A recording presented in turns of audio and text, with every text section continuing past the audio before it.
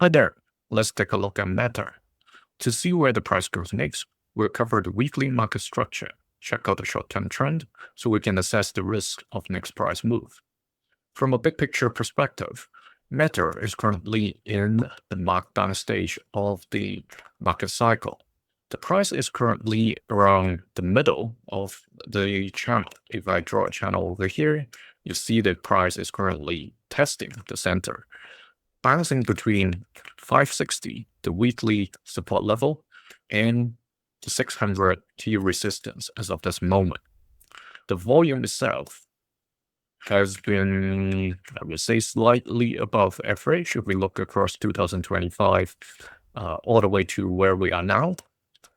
So it's not particularly low, but still, that means if it is just around average, the bulls and bears are not making any big commitments. Remember, this is education content only, not financial advice. Now, let's get to the daily trend. If we look at what we have over here, we talked about it is inside the markdown channel, right? So that's how it looks like. So what I am doing is trying to line up these lows and these highs so they sit within the ceiling and the bottom of the channel. Okay, sometimes you've got some wicks spiking out a little, and that's fine because the bulls and bears are always testing the other side. Okay, now having this, then we also have the center line. Remember, this line doesn't have to always sit inside, at 50% of the channel. It doesn't cut the channel in half always.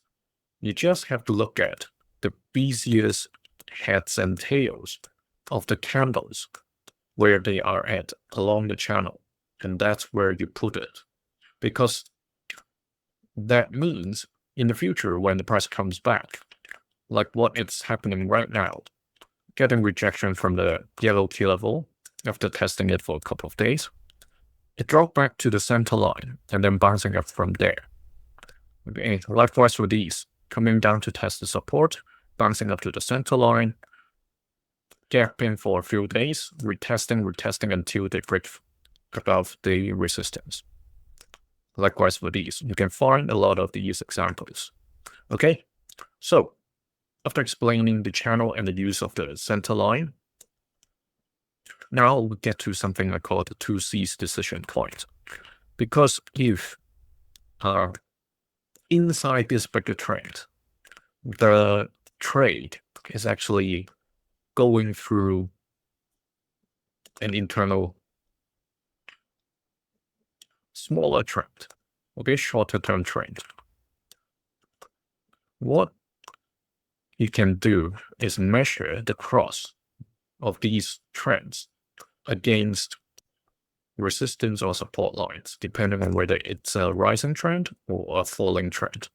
So what we have here is, you see the wedge, right? So this wedge, let me enlarge it so you can see it clearer. If you are watching on a mobile device, especially here, it's pointing towards the 20th of August. So in a week's time, roughly, if the trade continues to find support along this yellow line, and however suppressed by the 600, you see it is going to trade into this tip. And the 2C's mean, first, C, that's continuation of this short-term trend.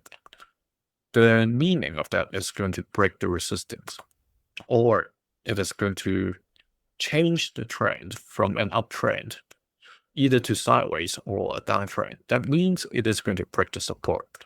So in either case, it is going to break one line. Okay, that's why it's called a 2C's decision point, and also because there are only two options. Then there's no third option, right? It only can break one of the lines to continue. And that's how you can measure whether there are some form of change of trend that's in close range or in line of sight. All right. And remember, if you are working on a daily chart, it's different from that you're working on a longer time frame like a weekly. Because in daily chart, we can see shorter term levels, like the one we are having here. Let me drag the line across. So we see the rejections recently, right? And then we see these candles as well, all the way back to as early as January this year. Okay, you can go further back in the past, but that's sufficient candles. You see they are getting rejection or support. So this price level is about 615.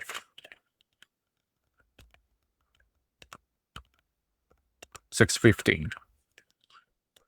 And now we get additional references besides the crossing of the trend lines towards the key resistance or support.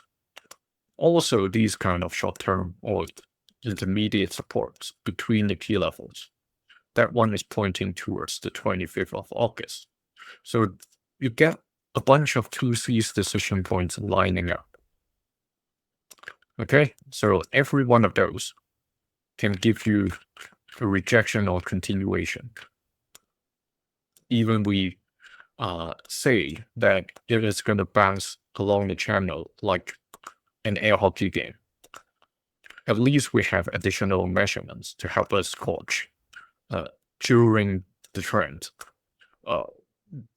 Whether the bulls or bears are waiting for good news to break one of those lines that are helping us to guess. So put into the comments to let me know whether you think this uptrend is going to continue, meaning it is going to break the 600 in the next week, or is it going to turn into a sideways, meaning it is going to break this uptrend support line. Remember to subscribe to see the next update. And just one more thing, if you are trading the moving averages, you can say it is getting rejection from, initially the 20 days, and then the past few days, the 50 days, and this one even tested the 100 days and failed. That can be one way to explain things. However, if you just look at the 600 key level, it explained everything already. They have been kept testing this level and get rejection. So this one, the moving averages, gives you a little bit more flavor, a little bit of more story to tell.